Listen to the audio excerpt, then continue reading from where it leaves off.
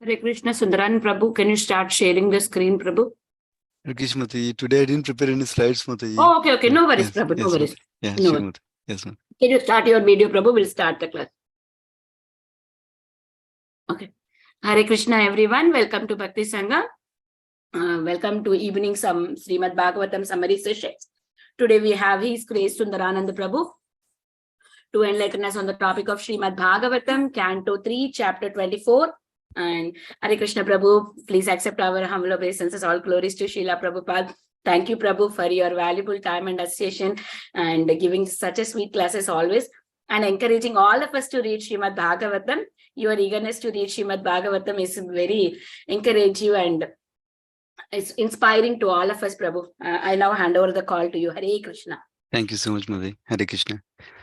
Let me offer my prayers. Om Namo Bhagavate Vasudevaya. Om Namo Bhagavate Vasudevaya. Om Namo Bhagavate Vasudevaya. Narayanam Namaskritya Naram Cheva Narottamam Devim Saraswatim Vyasam Tato Jayam Udirayet Nashtaprayeshu Abhadreshu Nityam Bhagavata Sevaya Bhagavati Uttama Sloke Bhaktirbhavati Naistiki Om Ajnanatimirantasya Gnananjana Shalakaya Chakshurmritam Yena Tasmai Shri Gurave Namaha Yes Namo Vishnupadaya Krishna Prasthaya Bhutale Srimati Bhakti Vedanta Swami Nitinamane Namaste Saraswati Deve Gauravani Pracharine Nirvishesha Shunyavadi Paschata Desatarane Jai Shri Krishna Chaitanya Prabhu Nityananda Sri Advaita Gadadara Sri Vasadi Gaura Bhaktavrinda Hare Krishna Krishna Krishna Hare Hare Hare Ram Ram Ram Hare Hare.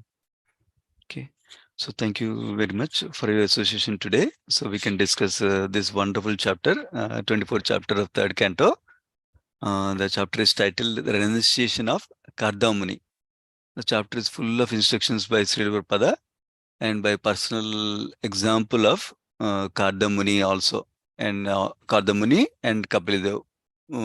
There's a personal example. We can learn a lot from this chapter. So before we go into this chapter, I'll give a brief overview. So like most of you probably know, second and third canto is primarily subject matter between discussion between Sukadeva Goswami and Parishit Maharaj. And within that Sukadeva Goswami Parishit Maharaj conversation is a sub-conversation, the inner loop they call it, some devotees call it. The inner loop is conversation between Maitreya and Vidura. But how did we get to the Maitreya and Vidura conversation? Initially in the first chapter of the third canto, Parishit Maharaj asked the question to Sukadeva Goswami, can you please describe about Maitreya and Vidura's conversations? They must have discussed about Krishna Kada, like that he asked. So in response to that question, first Sukadeva Goswami describes how Vidura left the palace in Hastinapura and he started going to pilgrimage, and then he met Uddhava and they both have conversation initially in the first three chapters, like second chapter, third chapter and fourth chapter of the third canto, where Uddhava goes into ecstasy, suddenly thinking about Krishna, and he describes about some passages about Krishna also, and then he redirects with the Vidura to go to meet an elderly devotee, that is Maitreya Muni. So there are two reasons our acharyas describe that Uddhava wanted to go on the service that Krishna has given him, which is to go to the Himalayas, especially where Narnara and Rishi are there. That is where he was meant to go. So Badrikashram. So that's where he was going on the instruction of Krishna before he left the planet. So that is one reason he's directed him to Maitreya Muni. Second reason he directed him is as a matter of Vaishnava etiquette. Vidura is elder to Uddhava. But Maitreya Muni also heard the conversation between Krishna and Uddhava. So he wanted Vidura to be instructed by an elderly personality when the option is available. That's why he directed him to Maitreya Muni. So then Vidura and Maitreya Muni meet then, and after Vidura and Maitreya Muni meet, like any nice devotees do, they talk about Krishna Katha. Instead of talking mundane things, they talk about Krishna Katha. So what do they talk about? Vidura asks several questions to Maitreya Muni, in the beginning of the 5th chapter about how did this creation happen, describe about Purusha Avataras, describe about Leela Avataras, like that. Then Maitreya Muni describes primarily two broad topics. Sarga are the primary creation where the material elements, initial elements are created by the Supreme Lord. And then Visarga. Briefly he concludes. Visarga, he doesn't elaborate. How Lord Brahma does the secondary creation using the elements that are created by Supreme Lord. So those topics cover from 5th chapter to about 12th chapter. Then Vidura asks in the 12th chapter, 13th chapter, about Swayambhu Manu's activities. Swayambhu Manu's activities. Remember, Swayambhu Manu is one of the sons of Lord Brahma. So he was meant to create progeny. So then, but before he creates progeny, he sees that Earth planet is gone into the Garbhodaka ocean. So Swayambhu Manu asks Lord Brahma, what to do? There's no place for humans to live here. Please help. Then Brahma responds to that. Brahma also doesn't know what to do. So Brahma meditates on Supreme Lord, praying for Supreme Lord's help. And Supreme Lord, sure enough, he is there to protect his devotees always, to help in their devotees' duties also. So Supreme Lord comes as a Varaha Avatara. So that Varaha Avatara is described. So remember, the question started with understanding Swayambhu Manu's activities. While doing that, while he just started, then the diversion came about Varahadev. So now Varahadev pastime is described by Maitreya Muni for about 5 chapters, 14 to 19 chapters. There's about 6 chapters he describes. And that description, we saw Vaikuntha Loka glories, we saw about how Jaya and Vijay came to as Hiranyaksha and Hiranyakashipu, and we heard about how Hiranyaksha fights with Varahadev. All those chapters we heard. That's about Varahadev's incarnation. So the first section of third canto was focused on creation, primary and secondary creation, Sarga and Visarga. Next section talks about Varahadeva Avatara for several chapters. Then Vidura revised the original topic. Remember, original topic was about Swayambhu Manu activities, right? That's what he asked. And while describing Swayambhu Manu activities, he said Earth is not there. So then Varahadev came and described Varahadev activities. Now he goes back to that topic again. So it's described when some speakers go diversion like this, sometimes they go take a diversion to describe nice Krishna Katha and they come back on their own. Sometimes audience can redirect them one more time to remind them of the original topic like that. So Vidura asked him again the same question to Maitreya Muni. Again in the 20th chapter he asked about secondary creation, Visarga, that is done by Lord Brahma basically. So then now the conversation is happening about Swayambhuva dynasty. That is started in 21st chapter. In 21st chapter, he describes how Swayambhu Manu has 2 sons, Uttanapada and Priyavrata, and 3 daughters, Devahuti, Akuti, and Prasuti. So once he describes about these 3 daughters and 2 sons, interestingly, he suddenly starts to describe about, he wants to describe the Swayambhu Manu's dynasty. So starts with Devahuti now. So now rest of the 3rd canto till the 1st chapter of the 4th canto will be describing Devahuti and her children and what happened like that. That is the description for the rest of the 3rd canto from about the 21st chapter onwards. Now we're in 24th chapter. That is why in the description of Swayambhu Manu dynasty, we are now in the description of Devahuti's descendants basically. So that's why we are here in the conversation of Devahuti and Kardamuni. That's the overall context. Now in this context that is going for 4 chapters, 21st to 24 chapters, we are at the culmination of this pastime, describing about Kardamuni and Devahuti's ideal household life. After this, we'll hear about Devahuti's further descendants from 25th next chapter onwards. So before that, so now the last 3 chapters we heard about how Kardamuni performed austerities because Lord Brahma told him, can you please create Praja like that? Because he's a Prajapati. So Prajapati means somebody who is generating living entities to populate the universe. So with that understanding, Kardamuni, to perform his duty, he does the austerities in devotional service. Then Supreme Lord personally appears, we heard in the previous chapters, And there's a reason I'm explaining this little bit more detail, because we'll talk about the Varnashrama also in this chapter. That's one of the key topic in this chapter. That's why I'm describing these aspects. So that context will help in that angle. So what did Kardamani do in the beginning of his life? He cultivated devotional service, engaged in devotional service, and he engaged in meditation, which is appropriate for that age. And then he saw the Supreme Lord face to face. Then Supreme Lord gave him, so he asked Supreme Lord for a suitable wife to marry so that he can perform his duty of creating praja, or citizens, or people, or living entities. So then Supreme Lord voluntarily, Supreme Lord told him that he will come as his son also. That's what we'll see in this chapter again, how he comes as a Kapila like that. That was happened in the earlier part of Kardamuni's life. Then we heard about the later, next time, after that we heard about how Swayambhu Manu personally came along with his wife Shatarupa, along with his daughter Devahuti, searching for Kardamuni, and he personally requested him to accept his daughter as his wife. Of course, there's a lot of details how there's wonderful cooperation between Brahmana and Kshatriya also was discussed in this. So in terms of Varnashrama cooperation, how there's cooperation between Brahmana and Kshatriya at that time. So that's also described in that section, that theme. Because today's one of the key topics is Varnashrama, that's why I'm highlighting that aspect also. So then, after Kardamuni and Swayambhu Manu have a initial conversation, and both of them appreciate each other nicely, and then finally Swayambhu Manu gives his daughter Devahuti in marriage to Kardamuni.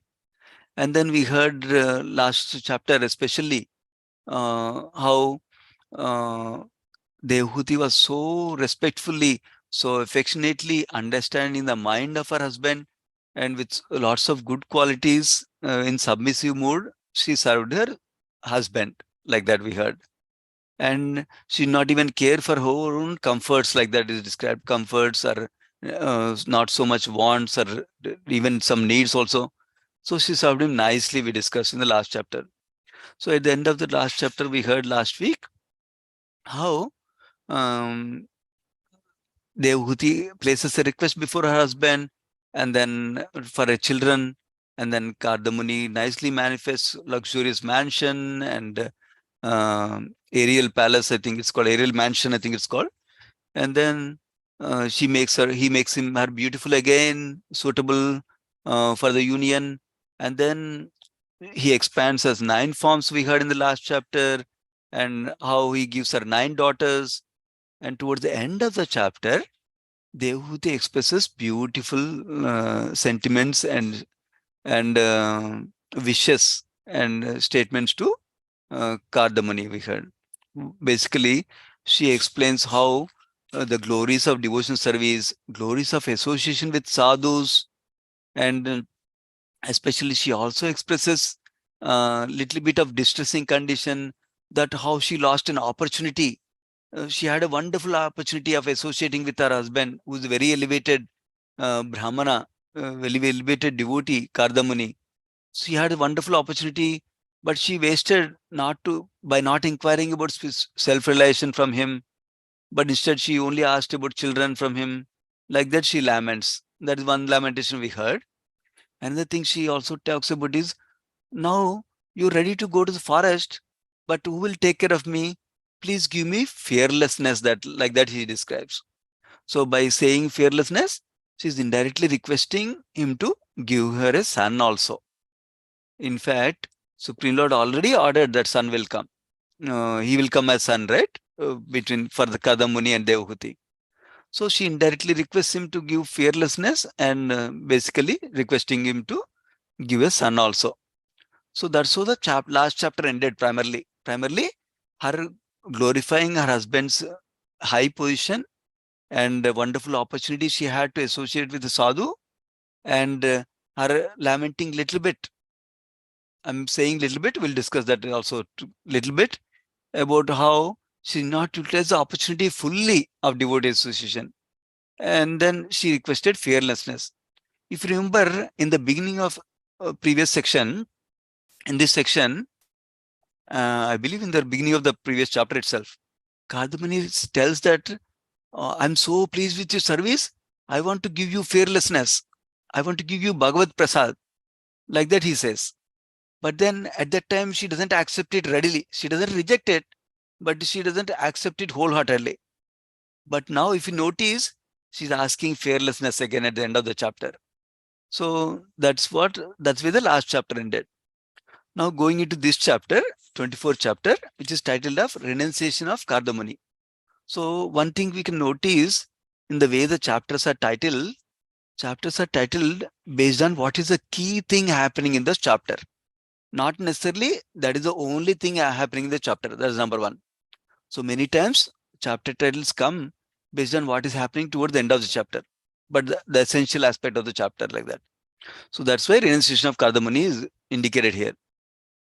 Of course, what happens in this chapter, in the beginning of the chapter, is how Kardamani relieves the distress of his wife Devhuti, and how he gives her a son, Kapiladev, who is the Supreme Lord himself, coming as in Amsa form or as a direct expansion as Kapiladev, Supreme Lord coming. And then Kardamani gets ready to go. Then he seeks permission from Kapiladev, and then Kapiladev gives permission. And then Kardamani goes to the forest and takes sannyas, and he goes back to Godhead. That's the overall summary of the chapter.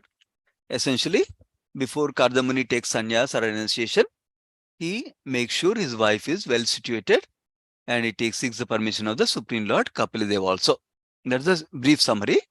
Now we'll go into the details of this chapter, highlighting few aspects with wonderful instructions that Srila Prabhupada gives in the purports also. So the first verse starts with Kardamani trying to pacify his wife Devhuti. So he's recalling the words that Supreme Lord spoke to him. What are the words he spoke? He spoke that he's going to come as his son, like that. So then he started speaking, it's described. What did he speak? He starts with, don't be disappointed with yourself. That's how he starts with. And he assures her that Supreme Lord will shortly come, enter your womb as your son. So this is important principle here that we can learn. That is describing, he's asking, encouraging her not to be disappointed with herself. So sometimes is not that disappointment is not good. In our practice in devotee's life also, sometimes disappointment or dissatisfaction is helpful sometimes. So as long as it doesn't lead us to mode of ignorance, tamasic way, which is we go into depression, we go to, oh, I'm so bad, and then we don't do anything enthusiastically to progress in our devotion service. That is not good. That means staying in a stagnant position, not engaging in devotion service, just lamenting about our bad qualities is not good. However, some amount of dissatisfaction is good if it is combined with enthusiasm to progress in devotion service. It is combined with some forward movement in devotion service. Then some disappointment is helpful. For example, if you are overconfident that I am the greatest devotee in the world, then we can never grow in devotion service. So some amount of devotion service with honest introspection, with some guidance from mentor and spiritual master is always helpful for us. So that way we can progress in spiritual life. So in that sense, little disappointment is good for us, but not disappointment that leads to mode of ignorance. That's one lesson we can learn from this verse. Second thing we can learn is how the Kardamani pacified his wife with the right knowledge at the right time. So we'll see later on how avidya can be eradicated through knowledge, transcendental knowledge also we'll see in coming verses. So now going to the third verse, Kardamani is saying that you undertaken sacred vows, so God will bless you. So interesting thing in this verse is, he's saying you should engage in devotion service.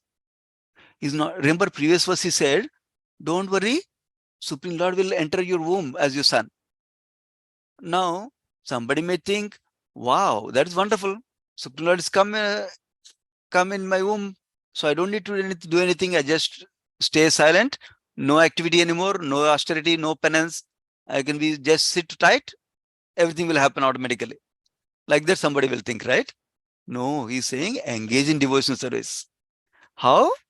With by acceptance, by self-control, he's saying, with austerity and penance. That self-control means with controlling the mind and senses, which is one of the wonderful qualities of a Brahmana we need to cultivate also. So that is one thing he says, and also by engaging in charity and by following the religious principles. That's how we should engage in devotional service, he's saying. So now, why he's saying? Because that is the constitutional position of all of us. It is, we don't do devotional service to get money, to get good health, or to become free from anxieties, to become free from fear. That is not the primary motivation for doing our devotional service. Even though all these things Supreme Lord can give us if he desires, but that's not the primary motivation of devotional service. Our primary motivation of devotional service is to please Krishna. And because of our duty, because of our constitutional position, that's what satisfies us as a soul. So because that we are doing devotional service. So that is the other lesson we can learn from here. Not to do devotional service for a certain material goal like that. Then we cannot continue devotional service. Remember, devotional service is ahetuki apratigata. From first canto, second chapter, we hear that. Ahetuki means uninterrupted, unmotivated. Ahetuki means, hetu means motivation or a cause. Ahetuki means unmotivated. And apratika means uninterrupted. That means we do everyday devotional service. Not that today I'm not feeling like it, let me not chant. Today I'm not feeling like it, let me not read. Not like that. Uninterrupted, we'll do devotional service. That's why we say Nityam Bhagavata Sevayare. And then Ahetuki means no material cause. That means only to please Krishna, we engage in devotional service. So that is the other thing we learn from here. That means engaging in devotional service always. In fact, we know from Lord Brahma's prayers in the 10th canto coming up also, that irrespective of the whether it's a happy situation or a sad situation in our life, we need to tolerate the situation and continue in our devotional service. So going to the fourth verse. Fourth verse is another beautiful verse. Remember, still Kardamuni is speaking these wise words to his wife Devhuti. If you notice, Kardamuni is very elevated and is giving this transcendental knowledge to his wife. Later on, we'll see is functioning like a spiritual master because he's very qualified. Not all husbands may be qualified to function like a spiritual master, but in this case, is the perfect ideal household life where husband is very qualified. That's why he's giving instruction to his wife like a spiritual master. So what is he saying here? So Supreme Lord, when you worship him, he'll spread my name and fame. That's what he's saying. And then he's saying, he'll vanquish the knot of your heart by becoming your son and by teaching knowledge of Brahman. So basically the word used is Hridaya Grandhi. So knot of the heart is called Hridaya Grandhi. Grandhi means knot. Knot means generally when you find two ropes get tied such a way that they don't open sometimes. Sometimes very hard to open a knot like that, right? Some of the knots have names also, Gregory knot, like that. The only way is cutting. You cannot take out any way, even with needle, anything you can do. So that's what is knot of the heart is being described here. Hridaya Grandhi. What is the knot of the heart? Prabhupada explains us nicely for our benefit. He says, knot of the heart is attachment in our heart. That is what is called the knot of the heart. And how other explanation Prabhupada gives, this Hridaya Grandhi is identification with material body. That is what is the Hridaya Grandhi. This term is used many places in scriptures. So that's why it's important for us to understand. Basically, it's a bodily identification. Identification is matter. That's what is called Hridaya Grandhi. That is very hard to go because always we'll be thinking, if something happens to me, no, that should not happen. I should always be happy. I should not suffer. That is the primary goal most people are operating in their life. More happiness to the body, less suffering to the body. That's all is the principle of life for many people. Of course, not devotees, but generally. So that is the Hridaya Grandhi. And how does it go? He's saying, your son, Supreme Lord, as your son, will give spiritual knowledge. That's how we can cut this knot. That means by any other material means, we cannot remove this material identification, bodily identification. But by hearing from spiritual master, spiritual instructions, through that Guru Sadhu Shastra, through the spiritual instruction and spiritual knowledge, we can cut this knot. Otherwise, by ourselves, with any amount of material endeavor, we cannot do anything about it. That is the main thing we can understand from this verse. Now going to the text 5. Text 5 is describing, now is going back to the conversation bit. Now remember where Kardamuni is talking to Devahuti. Now is going to little bit outer conversation. Maitreya Muni describing to Vidura. So he's saying how Devahuti has full faith and respect for the instructions of her husband. And having faith and respect for the instructions and directions of her husband, she engaged in the worship of the Supreme Lord. That means she engaged in the devotion service. So that's the important principle for us also.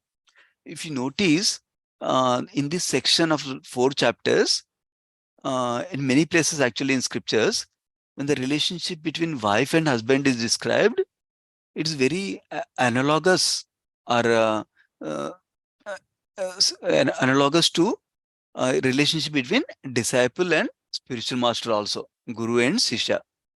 So that's why Prabhupada's purport also is comparing with this relationship with disciple and spiritual master. So he's imparting wonderful instructions for us through this pastime. So he is saying, similarly, like how Devahuti has full faith and respect in the direction of her husband, similarly, as disciples, we should have full faith and full respect in the instructions of our spiritual master. So, and he quotes Vishwanath Chakravarti Thakur saying how spiritual master instructions should become our life and soul. So that's the important principle for us to learn. That means it's not just hanging around with spiritual master. That's not the most important. Most important is hearing from spiritual master, understanding the mood of the spiritual master, understanding instructions from the spiritual master, and apply the instructions of the spiritual master. Of course, this is also a broad subject wherein it includes general instructions and specific instructions also, both of them. General instructions are like chanting our rounds, following 4 regulative principles, engaging in deity worship, like that general instructions. Specific instructions may be some particular service he wanted us to do, like that. So we should follow the instructions of spiritual master as our life and soul.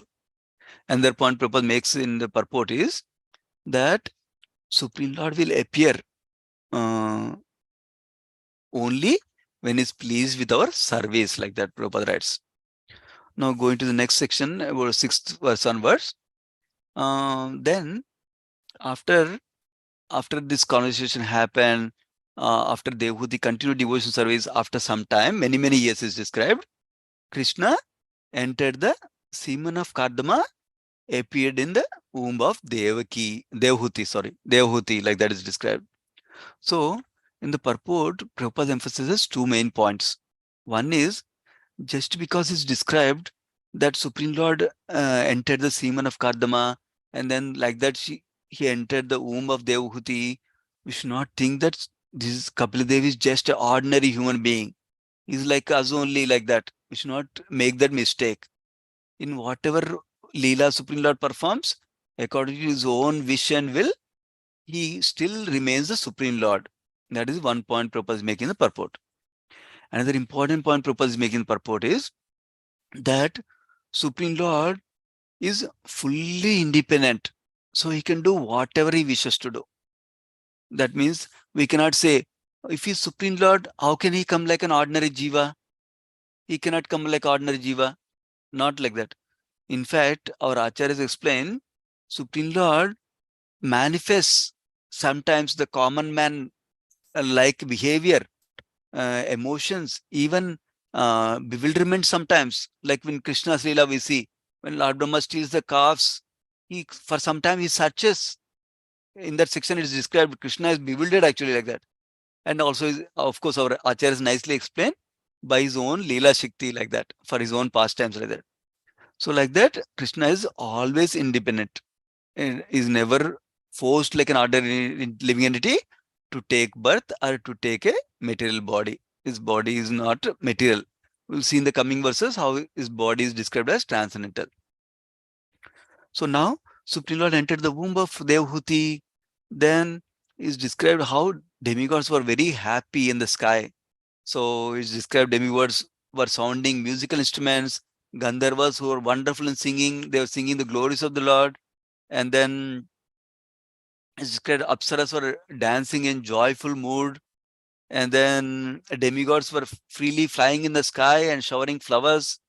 Prabhupada refers to how residents of Siddhaloka travel in the space freely. We know about Narad Muni, who's called a transcendental spaceman. Similarly, Siddhaloka residents also can go fly easily, it seems, without an aeroplane like that. And they were showering flowers is described. And they were very satisfied, it seems. And then in text 9 is described, Brahma, after understanding that Supreme Lord in the form of Kapil Dev entered the womb of Devhuti, he, along with his associates like Marichi and other sages, even Kumaras and Narada Muni, he came to the Karda Muni's hermitage, which is on the bank of Saraswati river, it is described. Now going to the next verse, 10th verse.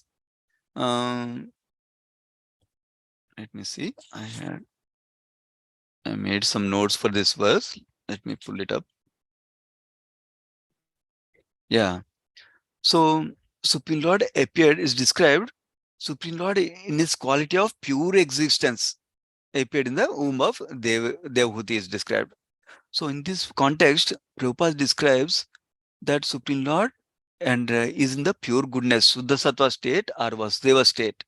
And pure goodness is there in spiritual world. In the material world, goodness is always contaminated with some amount of passion and ignorance. And then he describes how goodness is helpful for us to understand Supreme Lord's form, qualities, and nature also. Of course, we know just mode of goodness is not enough to understand Supreme Lord. Mode of goodness helps us to practice devotion service nicely, as we hear in the later in the 11th canto also. There's elaborate description of how mode of goodness is suitable for a practicing devotee, and as he gets higher in devotion service, then he can leave even the mundane goodness focus, like that also is described. So that's the other thing Prabhupada is describing here, the glorification of goodness. And is also describing another point, that how Supreme Lord in his direct expansion or as Amsa or expansion as Kala or have same potency like the original Supreme Lord also, like that is describing. And the 11th verse,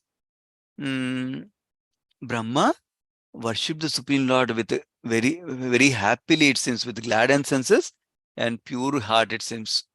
That's what described in the,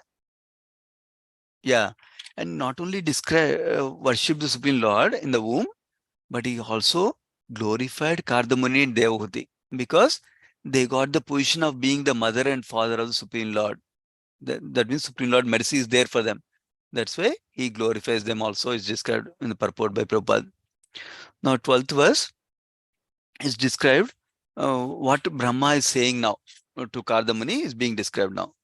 He's saying that you completely accepted, he's talking to Kardamuni, he's saying you accepted my instructions without any duplicity at all, and you showed proper respect for my instructions, and you worship me properly. So these are the important things for us also to understand. Basically, Kardamuni carried out instructions of his own spiritual master and father, Lord Brahma, without any cheating. That's what is described. That means he carried out the orders of spiritual master properly. And that's a instruction for us also, that we also need to take instruction of spiritual master nicely and accept it properly and execute it nicely also. Spiritual master is not always there with us to see, but he can understand our purity. He can understand our obedience to his instructions. And only by following obediently spiritual master instructions, we can grow in devotion service very nicely. So that's the emphasis Prabhupada is writing in the purport also. And another point Prabhupada is making in the purport is that when we follow the instructions of a spiritual master who is in the bona fide parampara system, then we can even overcome the 4 defects of a human being also. Especially because the cheating topic came, no cheating topic came. That's why Prabhupada is describing that also. That means by following instructions of spiritual master, that gives us the empowerment to overcome the limitations we have as a human being, as a conditioned being like that. Generally, liberated souls are beyond the 4 defects is described. We hear the 4 defects in the Upanishads, right? So here the cheating is one of the main things that is highlighted here. So now that is the 12th verse. Going to 13th verse, Brahmadev is saying that son, like how son should render service to their father exactly to this extent like that. That means like you're setting an ideal example of how son should serve father like that. And then he's saying one should obey the command of his father or spiritual master with yes sir like that. So this is important point again. We should take the instruction of spiritual master without any argument like that. Prabhupada writes in the purport. Like, yes, sir. Of course, if our father is not conducive to spiritual path, then our biological father, then we can always say, sure, but we may not execute it exactly like they want. If it is not conducive to spiritual master, what are instructions or ideas they're giving. But if it is spiritual master, we should follow fully. If father is conducive to spirituality, then we can follow their instructions as long as they're favorable to our surrender to Krishna. Now going to text 14, Lord Brahma then appreciated the 9 daughters of Kardamuni and Devahuti. How did he appreciate? 2 main attributes he talks about. One is he appreciates how beautiful they are with thin waist, number 1. Number 2, that is the physical form. Number 2, he appreciates them as very chaste. So this is important. So beauty is not just based on the physical form for anyone. Beauty is also based on qualities that we cultivate. Even as devotees, we are beautiful. We are considered beautiful by Krishna by seeing our qualities. That is what pleases Krishna and our spiritual master the most. That's why we cultivate good qualities as given by Krishna himself in Bhagavad Gita and as we learn from Srimad Bhagavatam like this. So being chaste is one of the wonderful quality for a woman, for a wife towards husband, and similarly for a disciple to be chaste to his spiritual master also. So generally when I give this, I mentioned briefly. So generally how Srimad Bhagavatam purports, Prabhupada talks about the relationship of a wife serving spiritually elevated husband nicely, and then husband should be spiritually elevated and serving spiritual master nicely, similar way, fully like that. Then wife will benefit fully also. So that's about 14th verse where Brahma is appreciating his daughter's beauty in terms of form, in terms of qualities.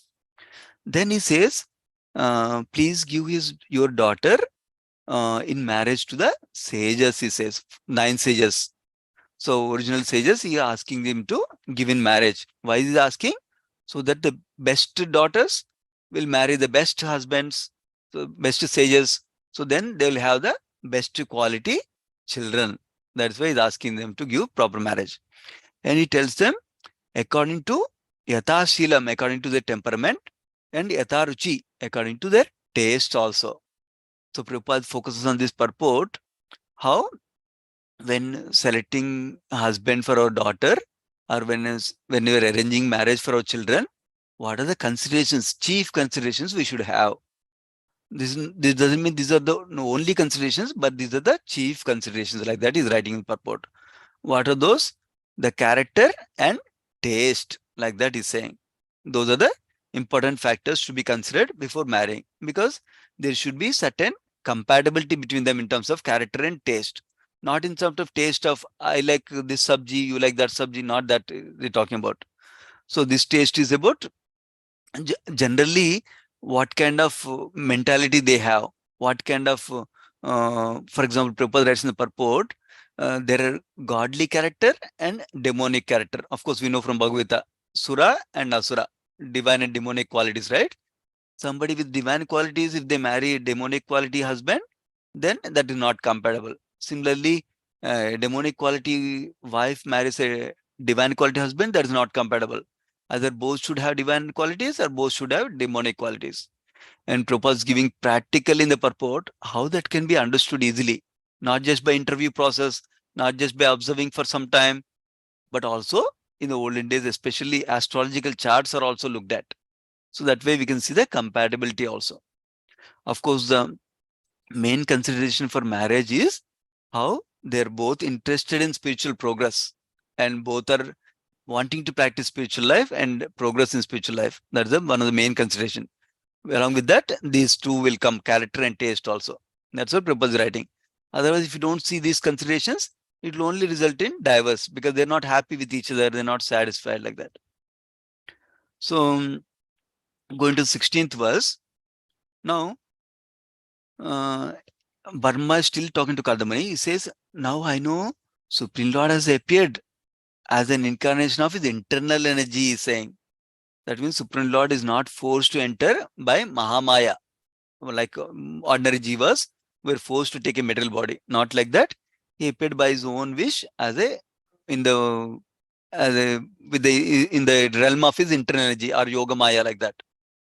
And then the purport Prabhupada is emphasizing that Supreme Lord also is a living entity, is not impersonal only. Impersonal is just an attribute of Supreme Lord, like that. Going to 17th verse, he says, he's glorifying the Supreme Lord, how he's have a golden hair, how his Kapil Dev's eyes will be like lotus petals, his lotus feet will have marks of the lotus flowers, and he will uproot the deep-rooted desire for work in this material world. That means fruitive activities, wanting to enjoy this way, that way, all that he will eliminate, like that is describing. Brahma is describing what Kapil Dev will do. And then he told, now after talking to Dev, Kapil Dev, Kardamuni, Brahmadev is focusing their attention to Devahuti now in the 18th verse. He's saying, Kapil Dev, your son, will cut off the knots of your ignorance and doubt. Ignorance is described as avidya and doubt is described as samsaya. Those are two words used. So ignorance, avidya, means forgetting our own real identity as spirit, soul, servant of Krishna, but thinking I am this body. So that avidya, he will destroy. How will destroy? By proper spiritual knowledge from dissatisfaction. That's how we can become free from bondage, like that is describing.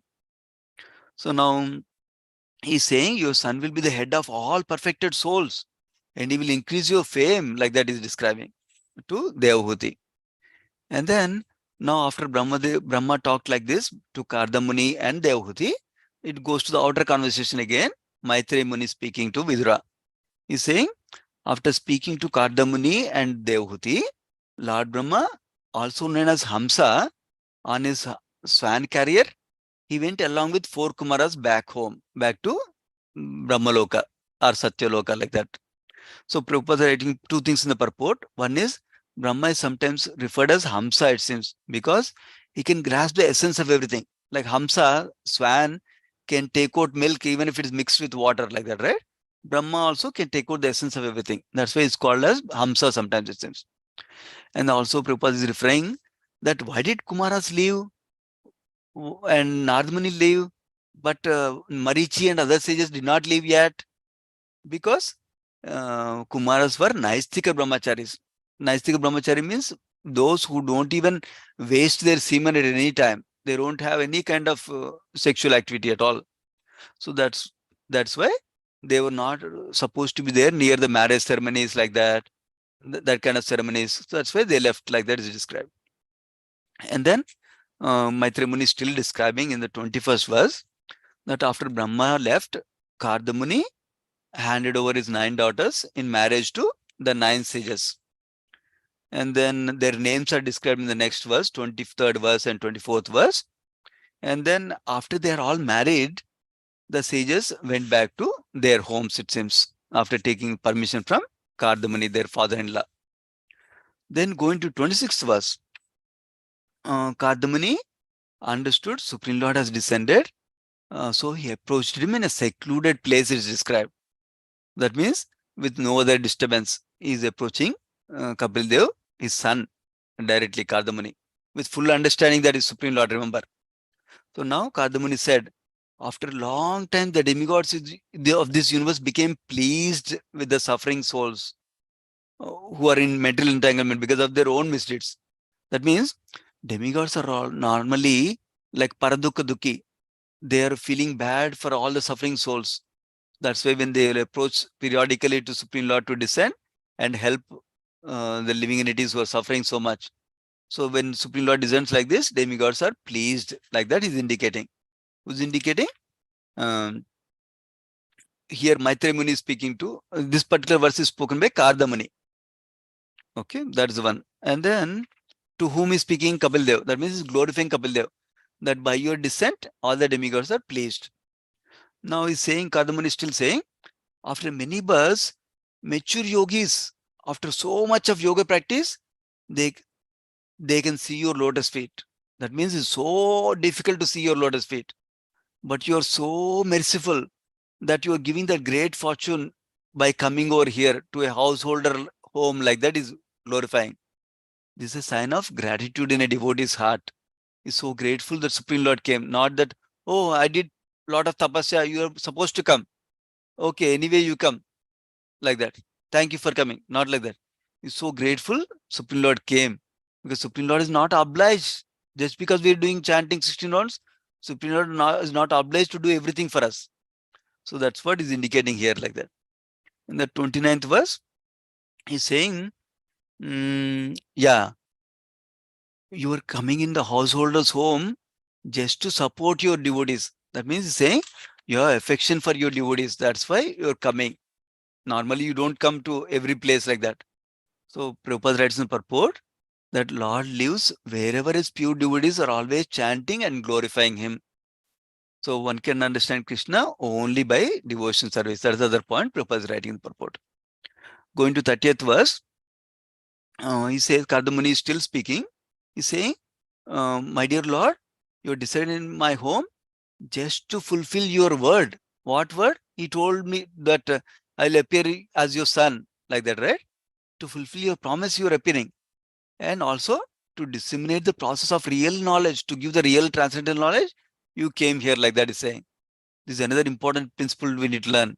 Supreme Lord, when he's speaking, he keeps his word. So unless if his devotee's word is beyond his word, like we see in Mahabharata. So Supreme Lord, that's why he's glorified as truthful many times in Srimad Bhagavatam also. That's why he's glorifying here also. You came to fulfill your word, like that. And 31st verse, he's saying, my dear Lord, you don't have material form, but still you come in different transcendental variety, different forms you take up, different lila avataras you take up and come, like that is describing. So when he says no form, nirakara, that's the word Prabhupada commonly talks about. Here, the word is arupinaha is used. That means without form. That without form means Lord is not having any form. That's not the meaning. The meaning is Lord doesn't have a material body like us. Lord has a spiritual form. That is the point Prabhupada is making the purport. But still, he can come as different forms like Vishnu, Narayana, Narasimhadev, Rama. Like that, he can come in different forms. Those are all spiritual forms, variegated spiritual forms that are eternal, always like that. Now going to text 32, he's saying, now he's after glorifying his form and after glorifying his nature as being truthful, now he's glorifying his lotus feet. How his lotus feet are a reservoir that always deserves to receive worshipful homage from all great sages. He's saying, I'm surrendered to your lotus feet, like that is praying. Kardamani to Kapil Dev. Yeah. Then Prabhupada is writing. Prabhupada is focusing on one point that by worshipping the Supreme Lord, we can go back to the Supreme Lord. Otherwise, there is no other way to go back to Supreme Lord's abode, like that. Now going to text 33, Kardamani is saying, I surrender unto you. Like that is surrendering to Krishna. So Prabhupada is emphasizing how Krishna is the cause of all causes, and Supreme Lord is also a living being with sentient feelings. But of course, is a supreme living being, is absolute. Like that, Prabhupada is writing the purport. Now, text 34. Now, after, if you notice, Kardamani offered obeisances, offered glorification to Kapiladev.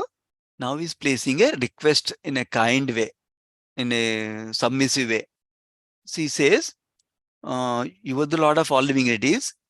Since now you liberated me from the debts of my father. How? When you have a son, we can be liberated by Pitru Rana, they call it, debts of the father. So now you're liberated from the debts of my father, and all my desires are fulfilled. I wish to accept the Parivrajaka Sannyasa order. Sannyasa order. Parivraja, the word is used. Itinerant mendicant, that's the word used, Prabhupada translating it as. So I want to take sannyas. So, and I want to think always about you in my heart, like that. So please give me permission, like that is requesting. Prabhupada writes in the purport two main things. One is, there are two kinds of devotees. One devotee is engaged in preaching work, and not only purifying himself, but also engaging in preaching work. They are called Ghostanandi, Prabhupada writes. And then normally Prabhupada uses the word Bhajananandi, but here in this purport he uses the word Atmanandi. That means those who are only thinking on me. I need to go back Godhead. I need to go back Godhead. I don't care about anybody, like that. So he is describing that here that Kardamani was in this category of Atmanandi, like that is describing, because he's only thinking about his going back to Godhead, like that. That's why he's planning to go but take sannyas, not for preaching purpose, but only to perfect his life, like that. So that is what Prabhupada is writing in purport. And going to the next verse is continuing this request now. In the next verse he says, oh, after he requested like that, Kapil Dev starts speak now. So it's 9:17. So I'll summarize briefly. So Kapil Dev starts speak saying that whatever I speak, either directly or through Shastra, scriptures, is authoritative in all respects for people of the world, like that. And then I have descended to fulfill this truth, like that is saying. And then Kapil Dev emphasizes, purport Prabhupada is saying that Kardamuni's example is very instructive. So this is one of the very important instruction for us in this section. So I'll spend some time on it.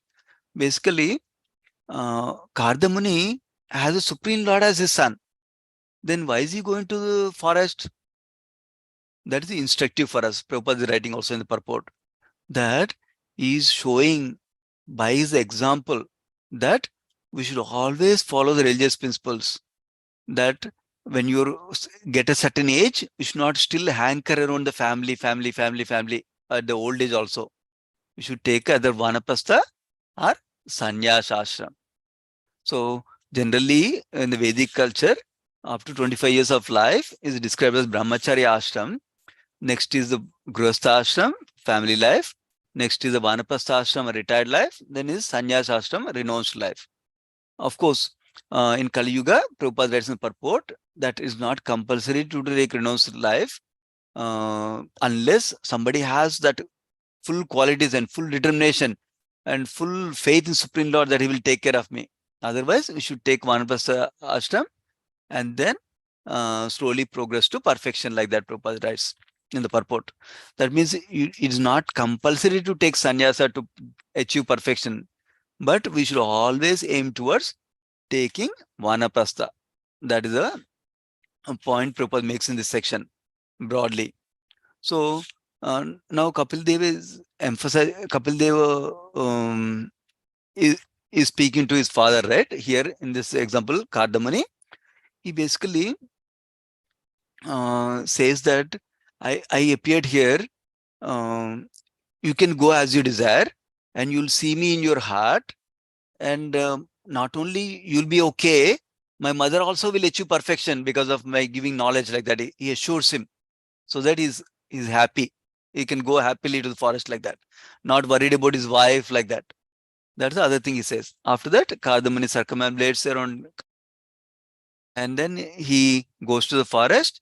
He accepts Maunavrata and he fixes his mind fully on the Lord, and then he becomes liberated, and he actually goes back to Godhead. Is described in this section.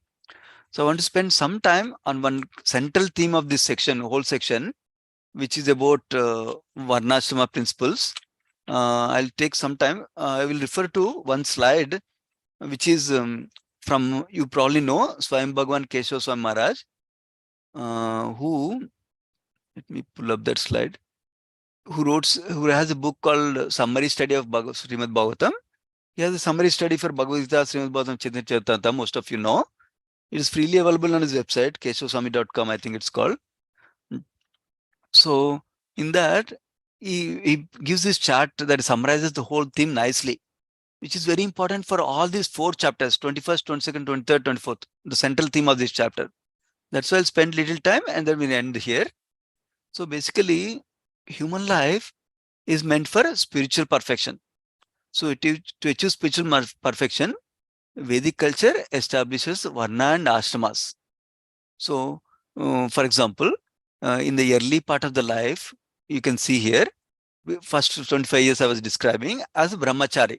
That means where the focus is on learning, training in scriptural knowledge, character and practical skills, all 3, not just learning theory only, character also and practical skills also. And then Grihastha ashram is characterized by earning. That means we take up family duties and we service to the other orders. That means Grihastha is the only one earning, right? So we take care of brahmachari, vanaprastha and sannyasa ashram also. That's why charity is one of the important principles for Grihastha ashram, one important duty for Grihastha ashram, like that. And then Grihastha ashram awards us to develop selflessness, actually. That's also, and dutifulness, both also it helps us. In that way, actually we're gradually developing required qualities to achieve perfection of life, basically. And then when it becomes 50 years or 55 years maximum, Prabhupada writes in most purports, 99% of the purports 50 years. And then sometimes he gives concession like 55 years. At that time, we should not just stay family, my family, my family, my family, my grandsons, granddaughters, sons, like that. Don't hanker around the family only. But instead, we should shift the focus from material life to spiritual perfection. That means more towards spiritual life. That's how we need to focus. This is the important principle Prabhupada focuses in this section also. And then finally, complete renunciation, like we discussed. It's appropriate for some to finally go back to Godhead. But even from Vanaprastha stage, we can achieve perfection also, like that. So that means we need to prepare for Vanaprastha while we are in Grihastha ashram. How do we prepare for that? By cultivating nice sadhana, by cultivating austerity and simple living, because Vanaprastha life is about austerity, is the primary quality for Vanaprastha. And then also keeping some money aside, so we don't need to worry about working at that time also. Financial stability we need to ensure, and then develop some taste in some particular activity of devotion service. So that way we can serve the institution, serve the society with something. That way we can spend the free time that we get without doing any work. 8 hours of work we're doing.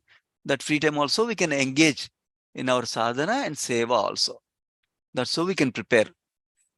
And then varnas, different varnas are there, like Sudra, Vaishya, Kshatriya, Brahmana, are there to cooperatively work together so that everybody can practice spiritual life and gradually elevate themselves.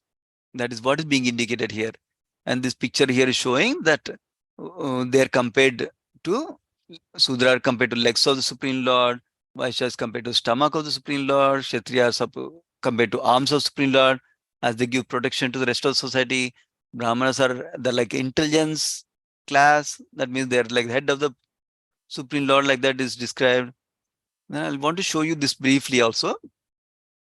This showing the different kind of Varnashrama varieties and what we are meant to follow. We are meant to follow what is called Daivi Varnashrama or the original Varnashrama. So this is the Daivi Varnashrama is based on ensuring material well-being right now and also spiritual advancement for everyone also. Not just material well-being, not just spiritual well-being, but both can happen. So the basis of that is guna karma. Remember, based on the different castes are spread, divided based on the guna and karma. That means based on what modes we are in, or what qualities we have, and what kind of work we are doing. That is the basis of dividing the society based on the Daivi Varnashma. And then the activity we do is Bhakti Yoga or Karma Yoga. And the highest of these practitioners are the Vaishnavas, not Brahmanas. Brahmanas are Vaishnavas are Brahmanas also, but has a higher realization engaging in Bhakti. And everyone is eligible, not that only if I'm born in Brahmana family, I'm eligible for the Varnashma. And it helps in everybody to achieve spiritual advancement. So the materialistic Varnashma is based on the caste system, based on the birth system.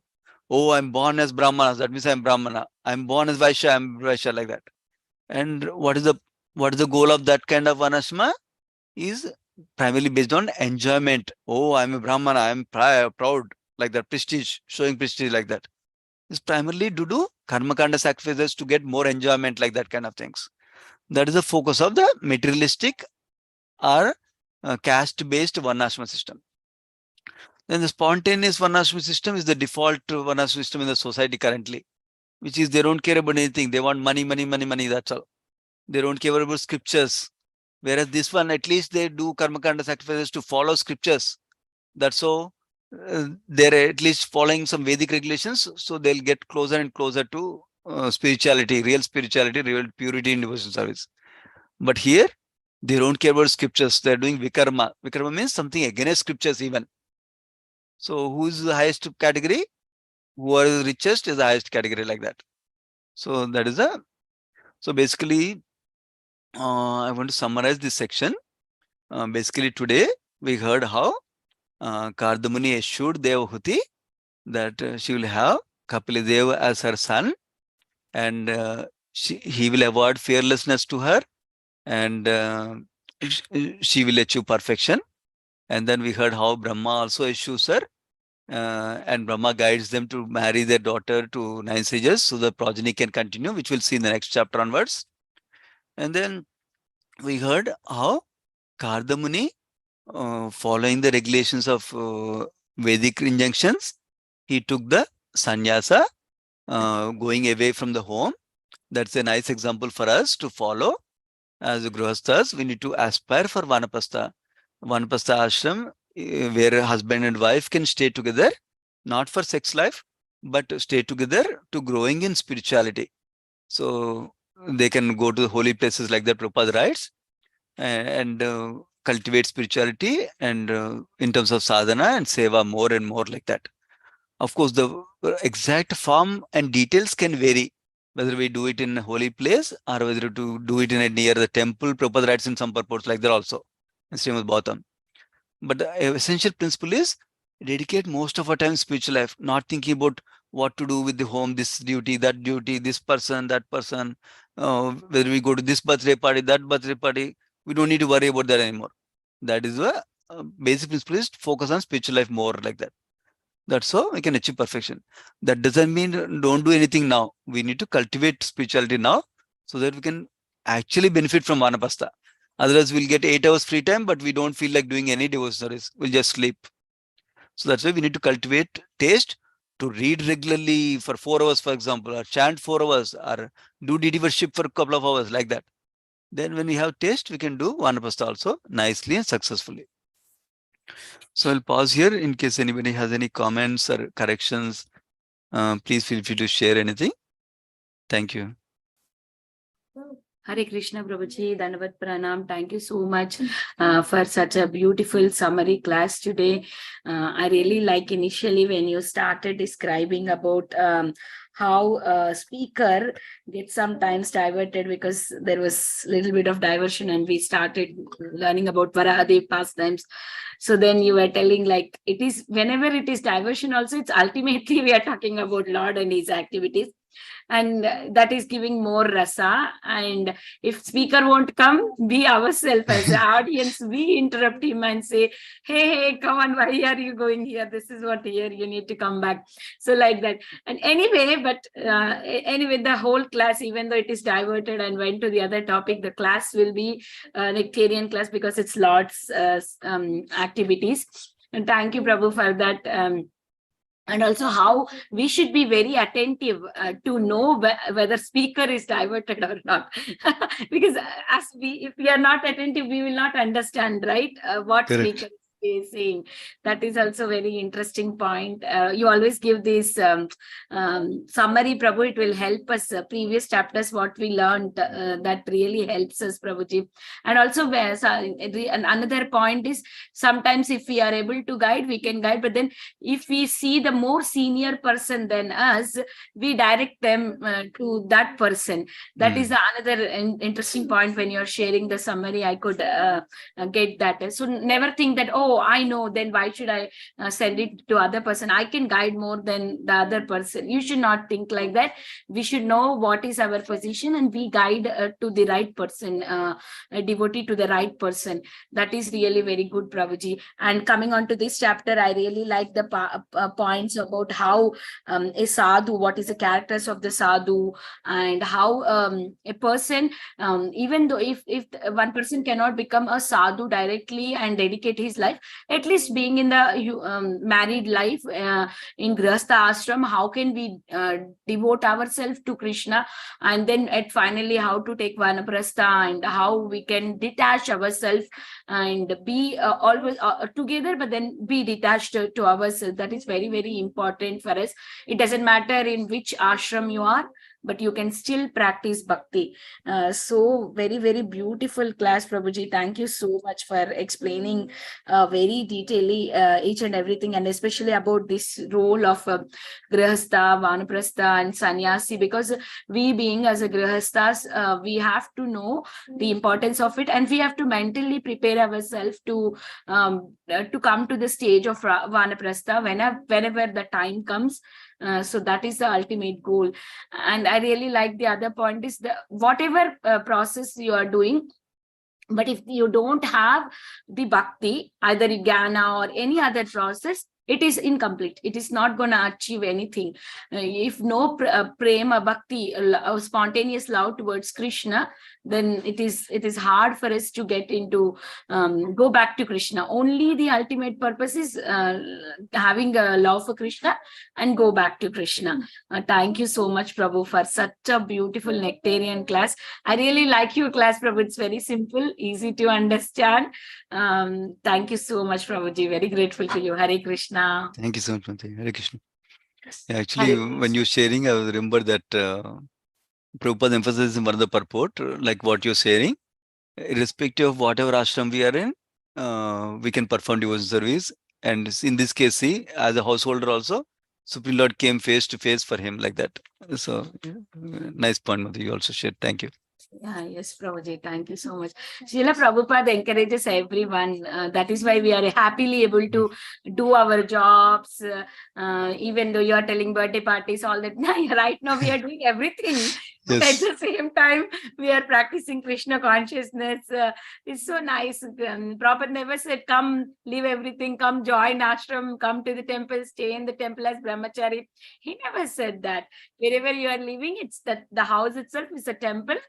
Do keep the Krishna in the center and practice your Krishna consciousness and make your family as devotees. He's always encouraging. He's always, and many quotes also says that don't neglect your family. You are the first person you are training them to be devotees is your family only. If you're giving your time to your family and not able to do any other services, don't feel sad, because primary duty is that at least you are training your husband and your children. So that must be our main duty. Thank you so much, Prabhuji. Thank you, Hare Krishna. I request if anybody having any questions or realizations, please go ahead. Harita Mataji and Vrajeshwari Prana Mataji. Hare Krishna, Prabhu, Dandavat Pranams. That was a very nice class. I joined late, Prabhuji, because I was also attending some other session, so No I problem. listened the recording. Like whatever Mataji told, I missed few things, so I came to know from Mataji's summary. So that was very nice, and it last like what you were discussing about various ashramas and how we can practice our bhakti in those ashramas also, and as a gruhastha also how we need to be.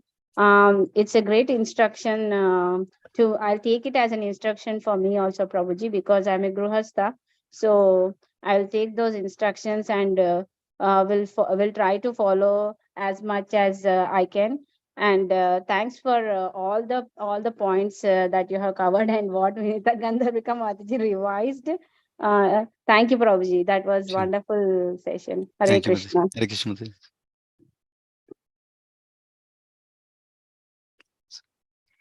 Hare Krishna, Prabhu. Dandavat pranams. Hare Krishna, Mataji. Dandavat pranam, Mataji. Thank you so much for the wonderful narration, Prabhu. It was Welcome. very nice, actually. The flow was so good.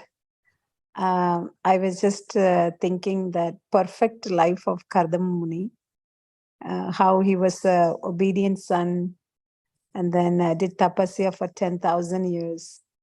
Then Lord gave him a darshan, but then he took a grahastha life to fulfill the service. And then he satisfied the desire of his wife. And finally, Lord himself was born to him. The main verse, the one of the verse this in this chapter, like stuck with me today, was the how he's asking Lord Kapila that he wants to renounce and leave home, even though Lord himself is at his home. Hmm. What a wonderful quality. Yeah. Just if you want to follow the Vedic injunction, and I don't know if it's in Prabhupada's purport or some other acharya's purport, that he does not want to mix the rasa between dasya and vatsalya. Right. You're right. That's also, yes, correct. That the Yeah, Gauranga that Darshan Prabhu also point. talks about that. Yes. Yes, because from birth he is in dasya mode. Mm. Now he became a vatsalya, like parent, but he does not want to mix. But he Correct. wants to constantly remember the Lord. So he leaves the Lord at home and go, and then want to remember the Lord constantly, and then go to spiritual world. Yeah. What a wonderful character, and what a wonderful personality to meditate upon. Wonderful exemplary grahastha life, and then finally perfected. Mm. But your class was very nectarian, Prabhu. Thank you so much for the wonderful summary. You touched on many important points from Prabhupada purport and a lot of practical points. And finally, you also touched on the Varnashram Dharma. Can you tell? I didn't catch the book name or the devotee who wrote the book, Prabhu Maharaj. Okay, it's called Keshav Swayam Bhagavan Keshav Swami. You probably know Sutapa Prabhu, Sutapa Das from UK. Yes, yeah. Yeah, his new name after sannyasi is called Keshav Swami, Swayam Bhagavan Keshav Swami. Yes. Okay. So it's a summary book? Is it a summary study? He has summary books for Bhagavad Gita, Srimad Bhagavatam, Chaitamta. Free PDFs are there on the website, his website actually.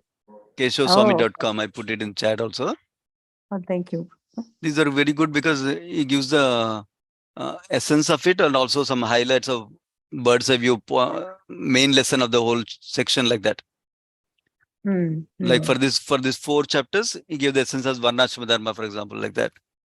And in some places, he gives that the essence is understanding our psychophysical nature and how to find the right dharma we need to do, like that. Like that, he gives some essence nicely. Okay. Thank you so much for sharing those resources. That's also very helpful. Yeah, absolutely. Thank you. Yeah, thank you for sharing about the rasas thing also. That I forgot about that point, but wonderful. Yeah. While you shared. Thank you. Prabhu, I just want to ask one question. As Mataji mentioned, right? Like Kardama Muni, he enjoyed both Dasya and Vatsalya Rasa. So when Lord himself is with him, can't we be with him there to serve him as Vatsalya? Can't we do that? Yeah, nice. Those are two reasons that were mentioned. One reason is that he wants to show as example, ideal example, as a Prajapati. He wants to show ideal example for all of us to follow. That after Grihastha ashram, we need to plan for Vanapastha ashram. That is one reason. And second reason is, which you are asking the question about, he was situated in Dasya Rasa all the time. So because he's situated in Dasya Rasa, one characteristics of our constitutional position is we are situated in one rasa with the Supreme Lord. That means that is the ultimate for us. So that is the best for us and we love it. We don't want anything else. It's like somebody likes one flavor of ice cream. You give me 100 flavors of ice cream that are normally considered higher. Let us say I like vanilla, plain vanilla ice cream. But you like butterscotch or strawberry or some hi-fi ice creams. But still I don't like them. I want only vanilla, like that. Like that, our acharyas describe, once we situated in our rasa, we don't care. Even Madhur rasa is considered higher, Vatsal rasa is considered higher, Sakya rasa is considered higher. I don't care. I'm situated in my Dasa rasa. That gives 100% satisfaction to me, and the eternal happiness keeps on increasing like that. So that's why they don't get attracted to another rasa basically. Similarly here, because even though Lord is at home, he's not ready to exchange with him in Vatsalya rasa. That is, I don't know if that helps, Mataji. Yes, Prabhuji, got you. So if whatever I am praying like to Lord in whatever feeling, like he's my Saka or he's my like a Bal Gopal, then I can enjoy that rasa. No need of going for any other rasa. Like we have bhakti Yeah. from beginning in that form. So Correct. let us serve Lord in that that rasa. Correct. And one of the good thing is, we all start in Vaidhi Sadhana Bhakti in Dasya Bhav only. But that doesn't mean there's a problem or there is a potential issue like that. As we grow in Bhakti, our natural rasa will get revealed by mercy of Spiritual Master and by mercy of Krishna. So even though we're all starting with Dasya Bhava, with Vaidhi Sadhana Bhakti currently, with respectful our worship, like the awesome worship. Make sense? Yes, Prabhuji. Yes, Prabhuji. Thanks a Yeah. lot, Prabhuji. Yeah. Hare Krishna. Thank you, Mate. Oh, I forgot one more thing to mention while Vajeshwar Pran Mataji was describing. So when Kardamuni was leaving, he entrusted his wife to his son. He didn't irresponsibly go. That's another thing we need to note. And Prabhupada writes you the said that in the explanation, Prabhuji. You I have tell? to. Okay, you have perfect, to, good. you have to do that. Okay, good. I forgot. I was remembering that point because it's not just going like that. It's making sure he gave the proper arrangement for his wife and then only he just left. You have mentioned in Correct. the Yes, Mate, perfect. Okay, Mate. We can end here, Mate, then. Yeah. Yes, Prabhuji. Thank you so much, Thank you, Prabhu, Mate. for the beautiful class and encouraging all of us to read Srimad Bhagavatam. I would like to offer my obeisances. Vanchakalpatarubhyasya kripa sindhubhyevacha patitanam pavanebhyo vaishnavebhyo namo namah. Anantakoti Vaishnav Vrinda ki jai, Srila Prabhupada ki jai, Sundarananda Prabhuji ki jai. Thank you, Hare Prabhu. Hare Krishna. Thank you. Krishna. Hare Thank you, Krishna, everyone. Harita Mataji and Rajeshwari Mataji. Thank you so much. Thank Hari you. Bol. Hare Hari Bol. Krishna, Hare Krishna. Mataji.